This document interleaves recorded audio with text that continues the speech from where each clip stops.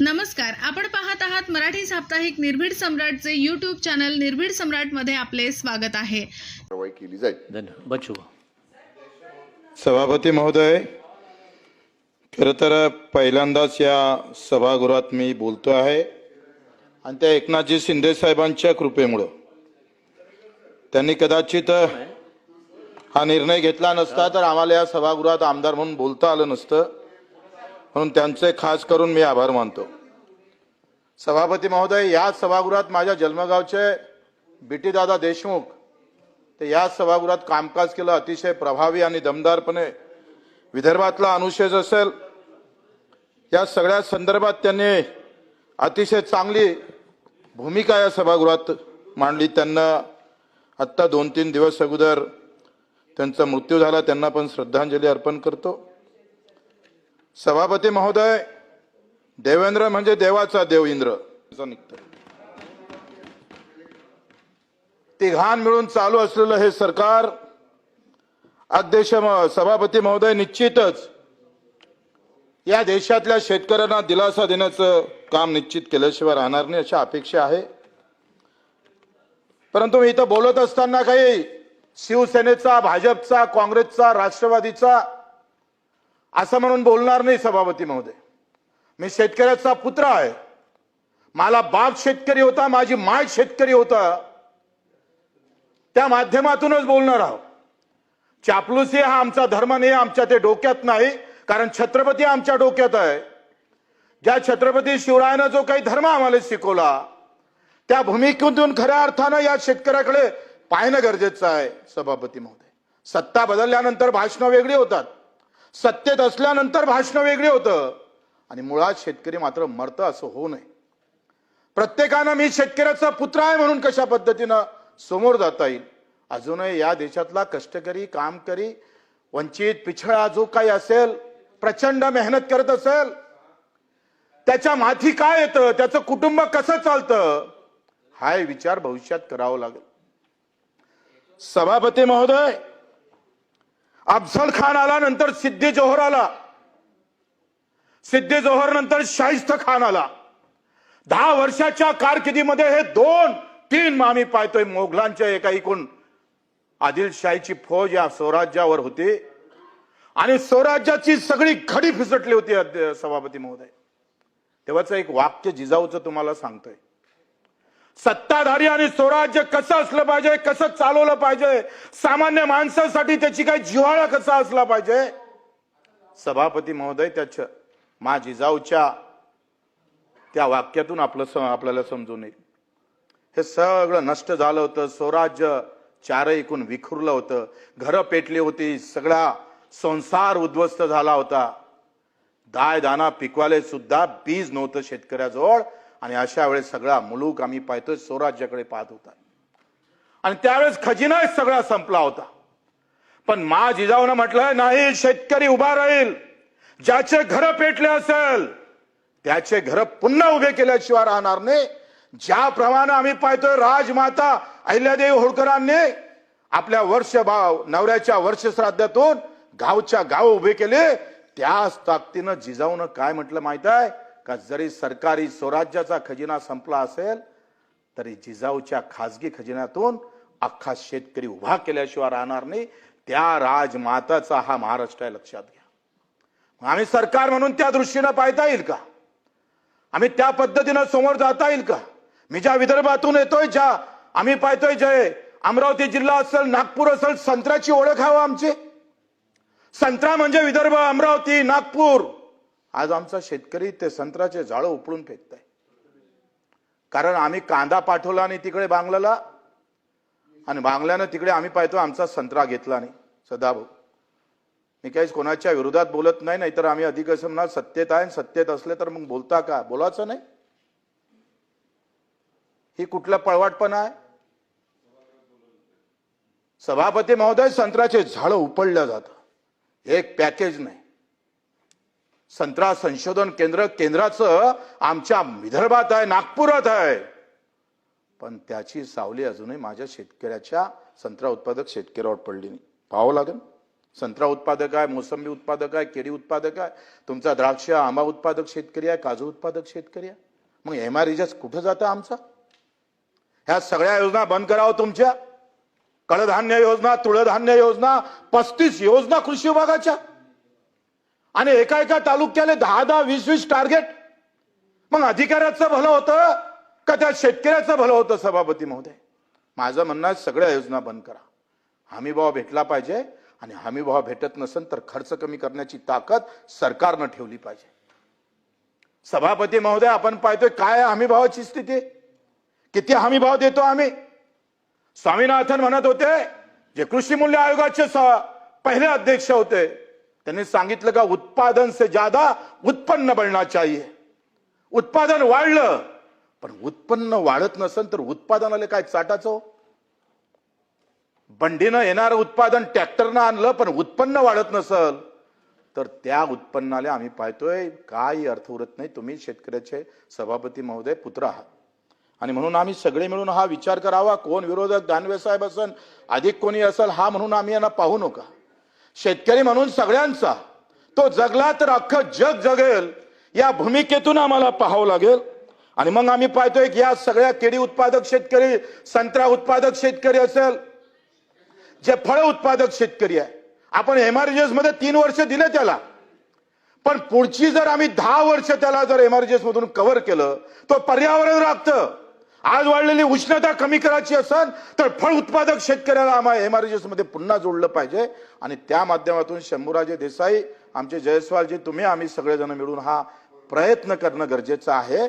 कारण एमआरजीएस आपण पाहतो नको तिथं 260 प्रकारच्या योजनेला चालवतो आपण, पण याला जर आम्ही सांगतो याला जोडलं ना, तर याचा खर्च जर ह्या फळ उत्पादक शेतकऱ्याचा एमआरजीएस मधून निघाला तर पर्यावरण पण राखल्या जाईल आणि भाव सुद्धा भेटेल. या दुहेरी अर्थानं तिथं आम्ही पूर्ण. आम्ही गायला गोवा माता म्हणतोय, गाय म्हणजे हिंदू मातेचं दैवत.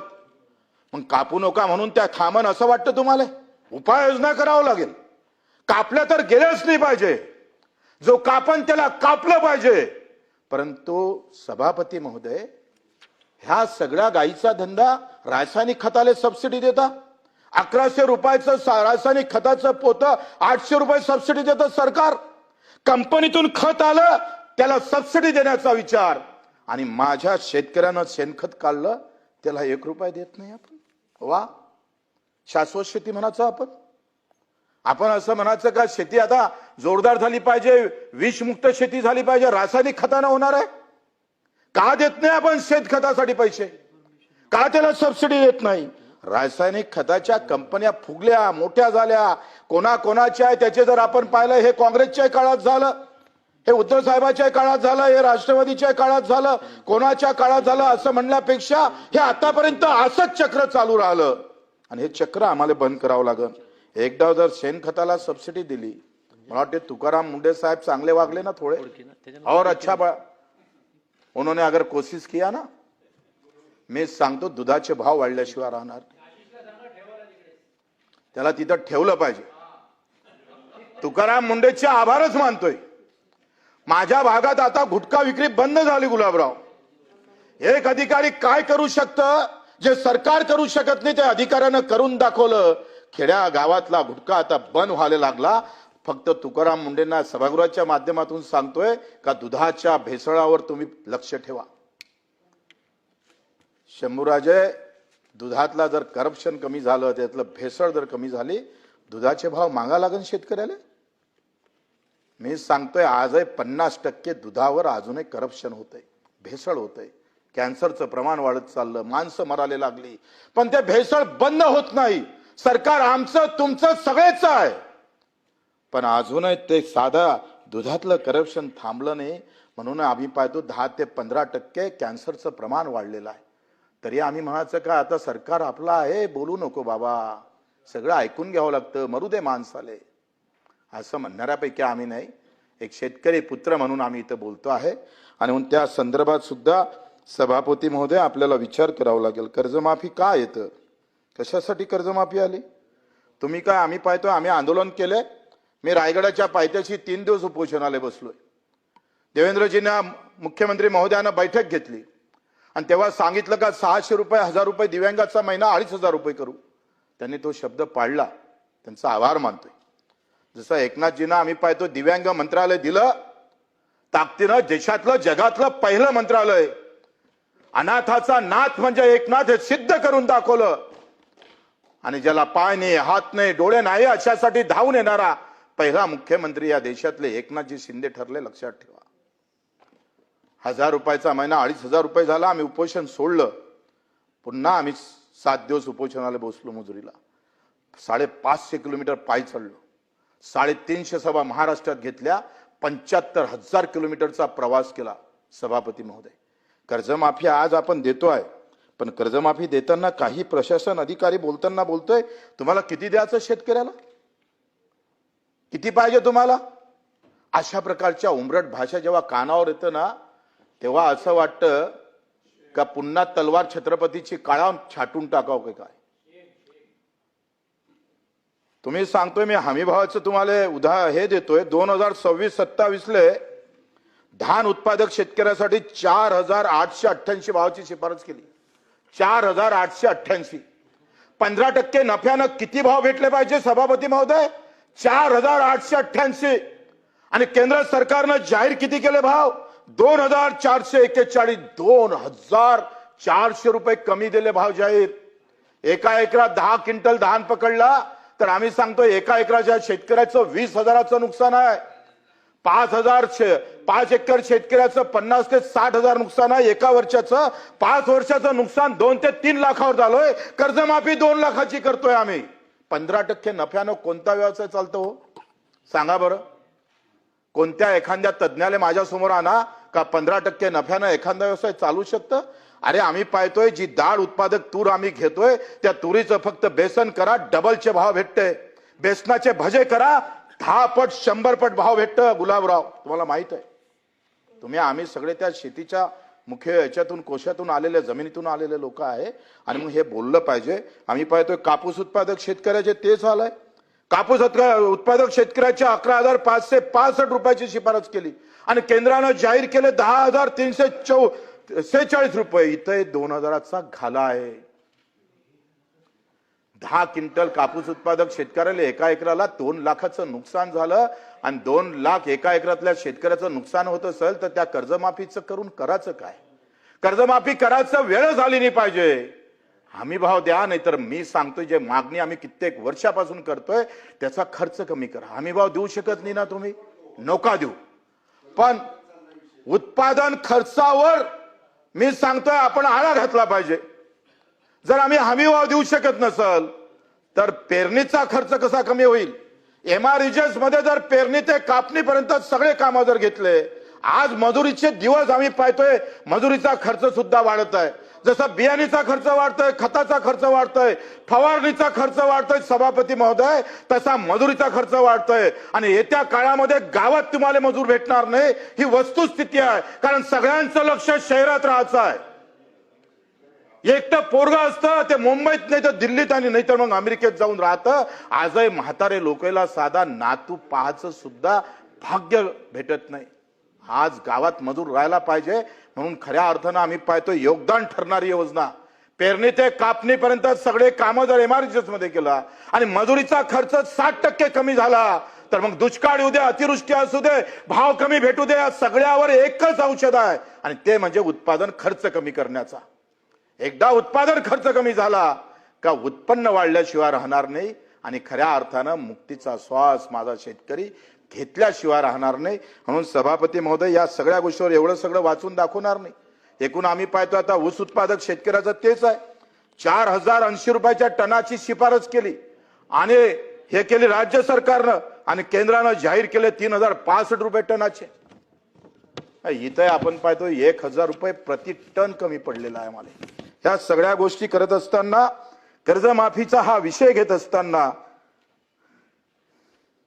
कांदा उत्पादक शेतकरी दानवे साहेब आपण सांगितलं तेच हाल. कांदा उत्पादक शेतकरी एका क्विंटलला मागत 2,000 रुपयाच्या वरते खर्च येतं आणि कांदा 300 रुपये विकावं लागतं. कसा जगत असेल? तुमचं कसं झालं? आपलं मार अभ्यास केला, खूप मेहनत केली, प्रचंड मेहनत केल्यानंतर असं वाटलं 100पैकी 95% मार्क भेटल. पण तो पेपर तपासणारा साला हरामखोर होता. त्यानं त्याला 50 केले आणि 50 वाल्याले 95 केले. ठेवणार तुम्ही त्याला जिवंत? अहो 2000 रुपये क्विंटलचा कांदा जर 200-300 रुपयाला विकायला कशी वेळ येत असेल तर मग यानं हे शेती करू नये असं म्हणायचं आहे तुम्हाला? आम्हाला सगळे बसून विरोधी पक्ष सत्ता काहीच करत नाही असं म्हणणं नाही. देवाभाऊ असेल, एकनाथजी शिंदे असेल, सुमित्राताई असेल, हा सगळ्यांचा प्रयत्न जरी असला पण त्याला नियोजनात साच्यात सगळ्या याच्यात बसवावं लागेल. आम्हाला अपेक्षा आहे त्या. आणि म्हणून त्या पद्धतीनं कांदा उत्पादक शेतकऱ्याला आपण पाहतोय त्याला कसा न्याय देता येईल त्याचाही आपण प्रयत्न केला पाहिजे. सभापती महोदय, आपण पाहतोय का मग दानवे साहेबांना सांगितलं का ओटीएस झालं तर मग त्याला डबल कर्ज भेटत नाही. हा आपण बँकेत ओटीएस करत नाही, आपलं ओटीएस सरकार सोबत आहे, लक्षात घ्या. हे दुरुस्ती आहे त्याच्यातली. तुम्ही एक सांगा, उद्धव साहेब ठाकरे साहेबांना महात्मा ज्योतिबा फुले योजना केली आणि ते 2 लाखापर्यंत कर्जमाफी दिली. 2 लाखाची कर्जमाफी 4 वर्षाची होती. देवाभाऊची पहिली छत्रपती शिवाजी महाराजची कर्जमाफी 7 वर्षाची होती आणि आताची कर्जमाफी हे 7 वर्षाची आहे. ती पहिली 6, उद्धव साहेबाची 4 वर्षाची आणि ही आता 7 वर्षाची कर्जमाफी आहे. हा फरक आहे, वर्षातला फरक आहे. पण तेव्हा काय झालं, उद्धव साहेबाच्या कर्जमाफीमध्ये ओटीएस झालं नाही. 2 लाखाच्या पर्यंत कर्जमाफी केली, पण 2,10,000 जर असन तर तो कर्जमाफीत बसत नव्हता. सभापती महोदय, आता 2 लाखाच्या वर ते 5,000 असन तर तो बिचारा कर्जमाफीत बसला नाही. आज जे ओरड येतं का नाही, कर्जमाफी करून शिव्या खावं लागतं. कारण 2015 ते 19 ची कर्जमाफी जे झाली महात्मा ज्योतिबा फुलेंच्या नावानं, ती कर्जमाफी ओटीएस न केल्यामुळं त्याच्यामुळे ते अडचणीत आला आणि तो त्यावेळचा शेतकरी प्रचंड अडचणीत आलेला आहे, तो शिल्लक आहे. आणि मग तो प्रचंड आता बोंबलत आहे रस्त्यावर. आता आपण काय चूक केली ह्या सरकारनं? 2 लाख असेल 50,000 माफ होईल. भरा किती लागन? 1.5 लाख रुपये भरावं लागेल. ते म्हणतात ना विरोधक का बा वसुली आहे, हे थोडं किंचित त्याच्यात बरोबर आहे, मी खरं बोलेन. आणि म्हणून सभापती महोदय, आपण 2019च्या अगोदरची जे कर्जमाफीमध्ये 50,000 रुपये दिले ना आणि 50,000 हे ओटीएस केले. काय केलं आपण का 50,000 माफ करतो आम्ही, पण 2 लाख असेल तर 1.5 लाख भरा, मग 50,000 सरकार देईन. त्याच्यामुळे भरणं पैसे जास्त आणि माफ होणं कमी, याच्यात काही दुरुस्त्या करणं फार महत्वाचे आहे. त्या सरकारनं केल्या पाहिजे अशाही अपेक्षा आहे. सभापती महोदय, प्रोत्साहन निधीमध्ये काय केलं, काय चूक आहे प्रोत्साहन निधीमध्ये? 2 वर्ष सतत जर कर्ज भरलं तर 50,000 भेटल. हे कसं शक्य आहे? आता तो काय होतोय, 5 वर्षात 2दा भरतोय, 1दा भरत नाही, अधिक 2दा भरतोय. शंभूराजे बरोबर आहे का नाही? मग त्यानं सतत भरलं पण खंडित राहिलं तर मग मात्र तो प्रोत्साहन निधीला बसत नाही. मला वाटतं आपण सगळ्यांनी हा अट रद्द केली तर सगळे प्रोत्साहन काय वाढणार आहे आकडा? 1, 2, 3 हजार. आता 8वा वेतन आयोग येतं, कलेक्टरचा पगार 4 लाख होतोय. इथं बसणाऱ्या आपल्या कर्मचाऱ्यांचा पगार वाढतं, सगळ्यांचा वाढतोय, आपलंही वेतन वाढलं, सगळं वाढलं. मग शेतकऱ्यासाठी इतकं अटकून धरण्याची गरज नाही. आता हा प्रोत्साहन म्हणजे ज्यानं नियमित कर्ज भरलं तो गुन्हेगार आहे. ते तर असं म्हणतंय आमच्या सारखे मूर्खाची औलाद नाही, नियमित भरान तर मरणार आणि थकीत ठेवणार तर 2 लाख भेटणार. कम से कम 1 लाख तर करावं लागेल. ते तर केलं पाहिजे ना सभापती महोदय. हा सूचना आहे, ह्या केल्या पाहिजे. विरोधक बोलते म्हणून नाही, आम्ही बोलते म्हणून नाही, त्याची खऱ्या अर्थानं शेवटपर्यंत जाणं गरजेचं आहे. मग दिव्यांग शेतकरी आहे, 2 पाय नाही, हात नाही, डोळे नाही, आमची एकल महिला आहे, विधवा महिला आहे, त्याच्यासाठी काही करायला नको? ते तर बिना शर्ती अट गीट नव्हता सरसकट सगळं कर्ज माफ केलं पाहिजे. त्याच्यातले ते काळाबाहेर तुम्ही सगळे, ह्याही भूमिका मला वाटतं आम्ही घेतल्या पाहिजे. आता 96 पासून कर्ज वाटप सुरू झालंय. काय झालंय का ह्या सगळ्याच्या मध्ये तुम्ही जे म्हटलंय का कांदा निर्यात बंदी, हा सगळा धंदा जो काही प्रकार झाला, सभापती महोदय, इंदिरा गांधीजीनं पण कांदा जीवनावश्यक वस्तूमध्ये टाकला, अटल बिहारीजीनं पण कांदा जीवनावश्यक वस्तूमध्ये टाकला. सरकार कोणत्या पक्षाचं याच्याकडे मी जाणार नाही, पण आखरी ज्याचा वोटाची ताकद आहे, मतदानाची ताकद आहे, त्यालाच पाहिलं जातं. आम्ही सगळे काय शेतकरी, झेंड्याच्या मागे फिरणारे लोक, पण शहरातला लोक फार हुशारीनं मतदान करतं. पेन्शन भेटलं का नाही भेटलं, वाढलं का नाही वाढलं, वेतन वाढलं असेल तर मतदान भेटन, नाही तर भेटणार नाही. कमी लोक आहे पण डोकं लावून मतदान करतं. आणि आम्ही थोडंसं धर्मजातीवर जाऊन पक्ष हे सगळा भेद पाहून ते मतदान व्यवस्थित होत नाही, म्हणून इथं सगळं सरकार चुकतं असं एकंदरीत माझं अनुमान आहे. आता 96 पासून 26 पर्यंत सगळी कर्जमाफी केली तर 75